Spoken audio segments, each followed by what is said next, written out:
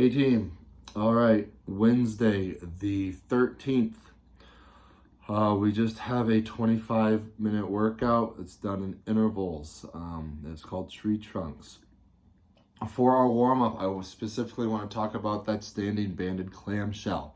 For people that do not have the balance to do so, I don't want them on the ground because COVID likes to stay on the ground quite a bit, and we're not able to clean the ground as what the word I'm looking for, consistently as the equipment.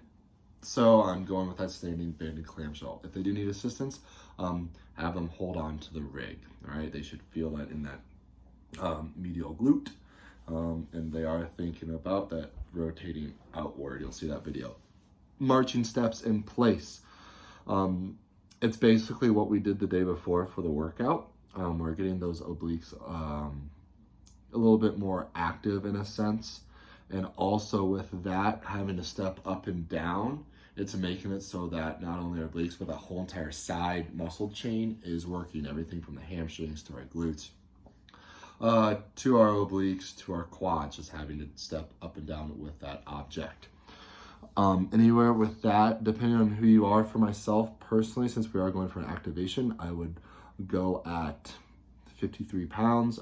General population probably be 35-25. We just want to make sure we feel that weight trying to pull them down, so they are activating the whole entire other side to keep them up.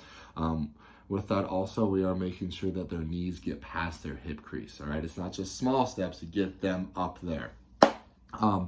Then we have 10 empty bar Kang squats. Just put them through a nice range of motion, making sure they keep that chest nice and tall. You guys know the points performance for that. All right, our workout, tree trunks. I really am excited for this this day every week for the cycle.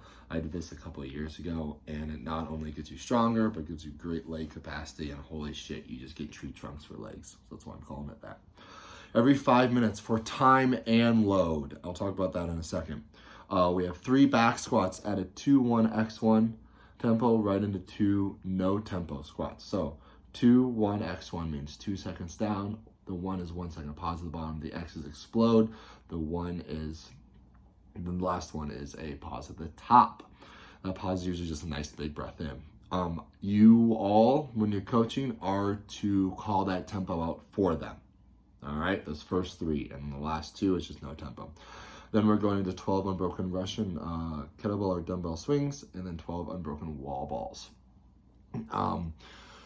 So let's talk about this a little bit more in depthly. Time under tension with the tempo forces us to not have as much load, but because it's time under tension, the adaptation for our body is a strength one. Then we go into some hip hinging to go into that capacity work of our posterior chain, right into some wall balls, which is going to be that quad focus, a little bit of shoulder sweep, but mainly quad focus, so that we're also working capacity in the squat. We are looking for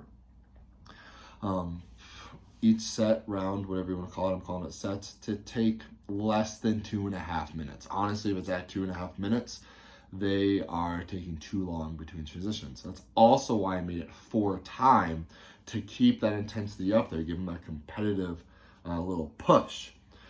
So for time and load, so they have to keep track of how long each set takes them, and then the load that they use, because they are building up every single set.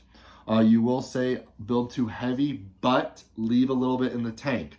Just like with our Oli complex on Monday, we're going to max this one out next week before we go to another type, which I believe is going to be 2 at the tempo plus 3 at no tempo. But we'll talk about that next week. You'll see men are going to start at body weight, women are going to start at 75% of body weight. They don't have to, it's just a good general starting point. Competitors can start a little bit heavier as long as they do not take too long and they're holding the class up. Actually, X-nay on that. Nope, everyone's starting there. Cool, sweet. You'll see prescribed weight for the Russian kettlebell swing is 70-53, and wall ball 2014. Competitors have 90-70 and 30/20 pounds. Thanks for listening, and see you all later.